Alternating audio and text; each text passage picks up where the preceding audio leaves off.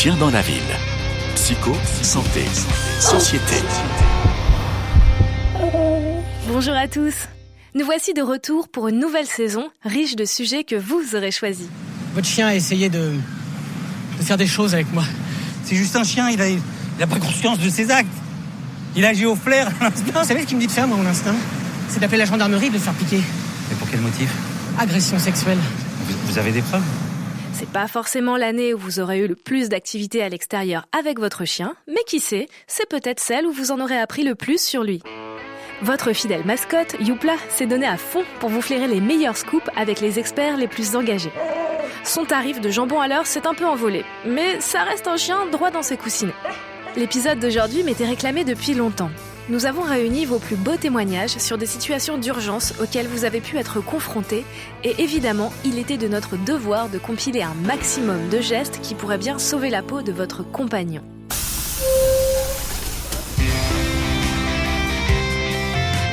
Avoir un chien en ville, c'est... On a tous déjà été confrontés à un cas d'urgence. Et vous, c'était quoi votre grosse frayeur ? C'était un soir, j'étais avec ma copine et on regardait un film. Et puis son chien, elle, mangeait des croquettes. Et au bout d'un moment, elle s'étouffe avec une croquette. Elle a du mal à respirer, elle tousse. C'est quoi comme chien ? C'est un Spitz, non, un tout petit chien en fait. Et elle s'étouffe avec une croquette. Normalement, elle croque les croquettes, mais quand elles sont trop petites, elle les avale d'un coup et du coup, elle s'étouffe. Ce qui s'est passé, c'est que ma copine s'est précipitée, elle lui a massé la gorge pour faire glisser la croquette, on va dire. Mais là, ça marchait pas, le chien commençait à tousser, puis après, il commençait vraiment à s'étouffer, il toussait plus. Donc là, ça devient un peu dangereux quand même. Et elle commençait à paniquer, elle est dans tous les sens, elle savait pas quoi faire avec le chien. Du coup, t'as fait quoi ? Ensuite, moi, ce que j'ai fait, c'est que j'ai glissé mon doigt dans sa gorge pour pousser la croquette. Vu qu'on n'arrivait pas à la faire sortir, ni à la pousser en massant la gorge, j'ai carrément glissé mon doigt. Et après, ça allait mieux, mais sur le coup, j'ai eu très peur. Je savais pas si le chien, du coup, parce que c'est un tout petit chien, donc et finalement, ça va, le chien va bien. Mais quand c'est le soir, quand c'est un jour férié ou quand t'es trop loin, imaginons que t'es à la campagne, il n'y a pas de vétérinaire à moins de 20 km, où la situation est trop pressante, quand le chien va mourir dans moins de 2 minutes. Oui. Et si le chien est trop gros, tu peux pas le porter jusque chez le vétérinaire, qu'est-ce que tu fais ? Alors moi, par exemple, le cas que j'ai rencontré, c'est qu'il a été piqué à l'œil par une araignée. Ouais. Et son œil était complètement retourné. Donc du coup, on a eu peur et c'était un jour férié, on n'arrivait pas à joindre de vétérinaire. Ce qu'on a fait en fait, c'est qu'on a essayé de trouver une solution logique et on lui a nettoyé les yeux avec du collyre et au bout de quelques jours, on a quand même été voir notre vétérinaire qui nous a dit qu'on avait bien réagi en lui mettant du collyre dans les yeux. Faut pas paniquer en fait dans ces moments-là, c'est ça surtout. Faut pas paniquer, faut rester calme et trouver une solution la plus adéquate possible. De l'avalage de chaussettes de Parker ? Alors ça, c'était un cas d'urgence en plein confinement. Mon chien avait avalé, mais une semaine avant, une paire de chaussettes. Et en pleine nuit, il me réveille. Et là, je découvre qu'il avait aussi avalé les petites bobines de fil brésilien. Sauf que je me retrouve à 2h du matin en pleine nuit avec un chien qui donc du coup fait ses besoins. Et il y a le fil brésilien qui reste à l'intérieur de son corps et une partie sur le sol. Donc très drôle, en pleine nuit. Et mon chien qui essaye désespérément d'évacuer le fil brésilien. Donc on revient chez nous. Et là, mon chien me regarde d'un air un peu hébété. Je dis, toi, tu vas pas bien. Et là, il vomit. Ah ouais. Extraordinaire. Et il vomit, donc une semaine après, la paire de chaussettes et une autre bobine de fil brésilien. Donc une semaine après ? Une semaine après. Le fil brésilien, par contre, il avait dû le voler dans la journée sans qu'on le voie. Donc je me retrouvais avec un chien qui avait un fil qui dépassait par la bouche et un fil qui dépassait par l'anus. Ok. Et là, avec mon mari, on se dit, on a un petit problème si ça s'entoure autour de l'intestin et autres. Ouais. C'est l'occlusion intestinale. Donc on a foncé, comme on n'est pas très loin, à Maison-Alfort, à l'hôpital vétérinaire. En urgence ? En urgence. On a pris notre voiture en plein confinement, n'est-ce pas ? On est arrivé devant la grille à 2h30 du matin. Ils nous ont reçus. Ils se sont occupés de Parker, donc nous on n'avait pas le droit de rentrer dans les locaux, on restait dans le parc. Ils l'ont fait vomir, ils m'ont fait une radio et autres. Bon c'était le gros flip quand même. C'est un chien costaud, mais je me suis dit là, on est en mode danger. Moi c'est arrivé 2 fois. La première fois c'était avec mon berger belge qui avait 13 ans. C'est le jour de son décès en fait. Je le promenais et il allait très bien, il était en très bonne santé, il était très vif. Et d'un coup, il a été comme s'il avait reçu un coup sur la tête et il est devenu abattu et il ne bougeait plus. On était dans la rue, donc je l'ai porté dans mes bras et j'ai senti devenir froid. Et il s'est vraiment recrevillé dans mes bras et apparemment il avait une hémorragie de la rate qui s'était déclenchée et il est décédé 2 heures après. J'ai bien fait d'appeler vraiment très rapidement, de ne pas traîner ou quoi que ce soit, puisque 1 heure après environ, il partait en convulsion. Donc au moins on a évité cette phase-là et qu'il souffre davantage, quoi. Oui. Et la deuxième fois, c'était avec Ashlyn, donc mon husky sibérien. Elle avait avalé un morceau de poulet apparemment. Et un os était resté coincé dans sa gorge, donc je suis allée le chercher avec le doigt. On y va à l'instinct, mais c'est vrai que si on pouvait nous donner jusqu'à même des cours, moi je suis preneuse d'avoir des cours et d'aller à un cours de comment on fait pour les humains, tout simplement, des gestes de premier secours tout bêtes. Okay. Ça serait top, je suis preneuse et je pense pas être la seule.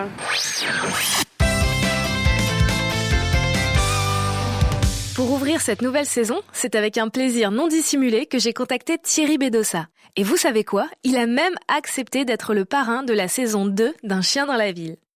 En tant que fondateur du refuge AVA, désormais Agir pour la vie animale, vétérinaire, mais aussi grand défenseur de toutes espèces confondues par son engagement en tant qu'administrateur à la SPA, je crois qu'il a le CV pour faire de nous des secouristes en herbe. Vous ne pensez pas ?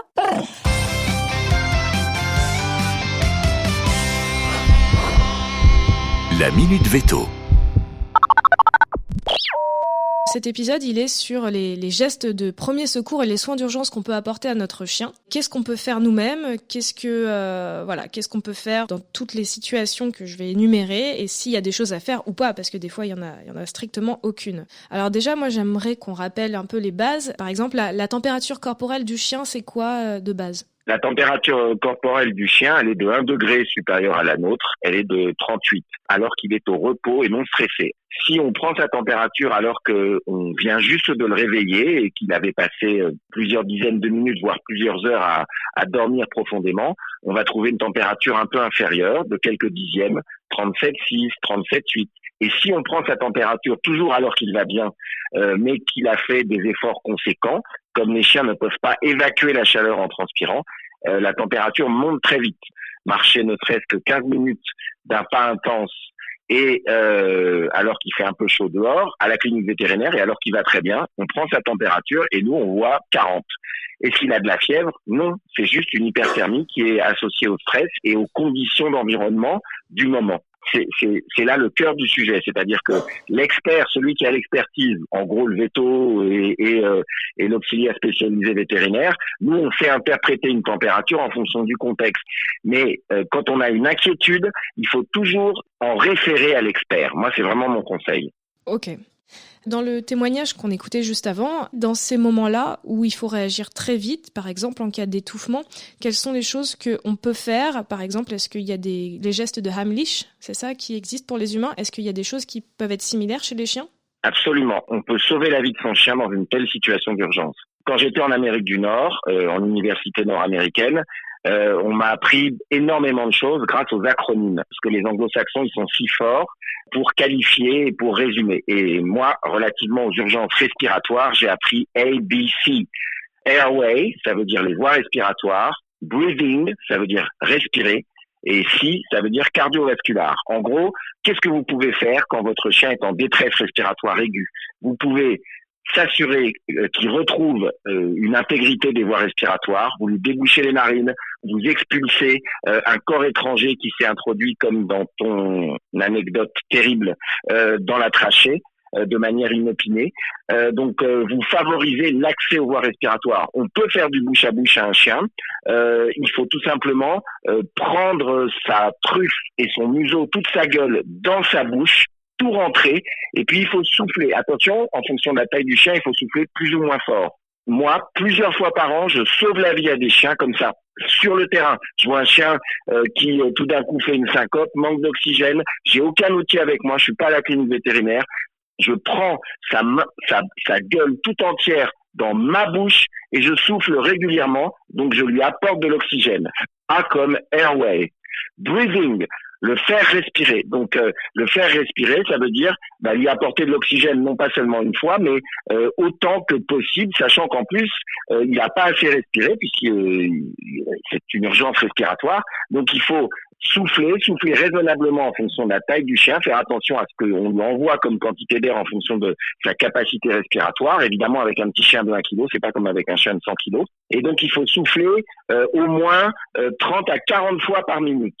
Et puis après, cardiovasculaire, donc ça c'est le système cardiovasculaire. Qu'est-ce qu'on peut faire? Est-ce qu'on peut lui poser un cathéter et lui faire une perfusion intraveineuse? Non, hélas.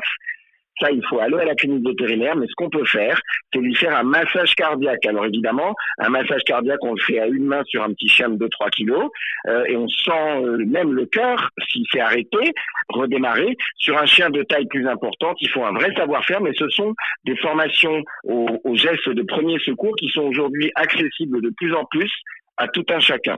Et si, par exemple, comme le cas de ce petit chien, il y a une croquette qui obstrue dans sa gueule? Par tous les gestes que j'ai expliqués, appuyer sur la cage thoracique, souffler dans la gueule, on peut sans doute faire bouger l'objet qui s'est coincé quelque part. Mais attention, les gestes plus intrusifs, plus invasifs, il faut les réserver au veto parce que il y a que lui qui aura le savoir-faire pour ne libérer l'obstruction sans faire de mal, sans abîmer, sans broyer tous les tissus. Donc attention. D'accord, parce que du coup, dans l'autre cas, c'est un husky qui a avalé un os de poulet, l'os de poulet qui est complètement coincé dans sa trachée et qui lui faisait mal. Est-ce que par exemple... En fait, pardonne-moi de te couper, Charlie. En fait, elles pensent avoir fait ce qu'elles t'ont décrit et ce dont elles ont témoigné, mais en fait, elles ont à chaque fois fait bouger le corps étranger dans la région du larynx, du carrefour laryngé. C'est derrière la langue. Donc, quand on va chez le médecin et qu'il utilise un abaisse-langue, il regarde notre carrefour laryngé. On peut le faire éventuellement chez un chien qui a perdu conscience ou qui est en train de s'étouffer. Mais en fait, on va aller au niveau du larynx et soit on va retirer ce que l'on peut retirer, et c'est probablement ce qu'ont fait les propriétaires du ski, soit on va pousser la petite croquette coincée qui est en train d'obstruer la trachée au niveau du carrefour. La trachée, c'est ce qui amène l'air dans les bronches et les poumons. Et on va l'orienter vers l'œsophage qui amène la nourriture jusqu'à l'estomac. Donc c'est au niveau du carrefour laryngé. Mais attention, le chien, dès qu'il retrouve conscience, il peut sévèrement, non pas par méchanceté, mais il peut sévèrement mordre le doigt. Et moi, je connais des personnes qui ont été très gravement blessées en faisant ça. Voilà, le chien respirait plus dans le premier cas. Dans le deuxième cas, il y avait le husky qui avait justement cet os qui était vraiment en travers. Et donc sa maîtresse, elle a pris le risque parce que elle hurlait. Elle a réussi à enlever en fait l'os qui était coincé dans le début de sa gorge. Bravo à elle. Le niveau 2, c'est d'aller immédiatement chez un véto pour faire examiner le chien. Parce que si on n'a pas l'expertise, on peut passer à côté de choses très graves.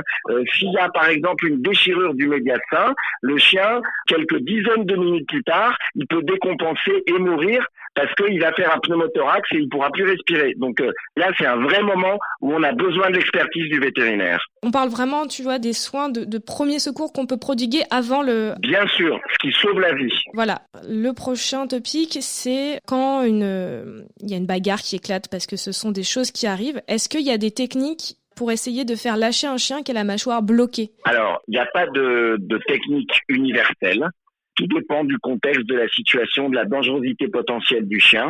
Mais en gros, hurler très fort, si ça marche. Utiliser une corne de brume. Ah oui, le surprendre avec l'audition. En fait, il faut utiliser un bruit auquel il n'est pas du tout habitué et avec un niveau et probablement une tonalité auquel il n'est pas habitué. Soit très aigu, soit très grave, mais il faut vraiment avoir une voix qui porte. Oh, comme ça, par exemple. Ou alors, plus fort encore, on utilise une corne de brume. La corne de brume, c'est ce qu'actionnent tous les marins parce qu'ils se sentent en danger. Donc, la corne de brume, ça peut marcher. Bon, alors la corne de brume, on l'a pas forcément dans la poche, mais je vois ce que tu veux dire. Non. Quand on a un chien dont on sait qu'il est potentiellement bagarreur, on se balade avec sa corne de brume, si on sait que ça marche. D'accord. Après, il y a les professionnels. Ce sont ceux, éventuellement, qui entraînent les chiens des administrations, ceux qui nous sauvent la vie, parfois, et qui sont entraînés à attaquer, agresser et défendre. Et dans ces cas-là, les professionnels, ils ont des techniques. Par exemple, stranguler le chien toujours au niveau de son carrefour laryngé, parce que très vite, on lui enlève l'oxygène, donc il perd toutes ses forces. Mais ça, c'est seulement un professionnel qui doit faire ça. C'est en général l'accident qui est à l'origine de la plupart des morsures graves chez les personnes.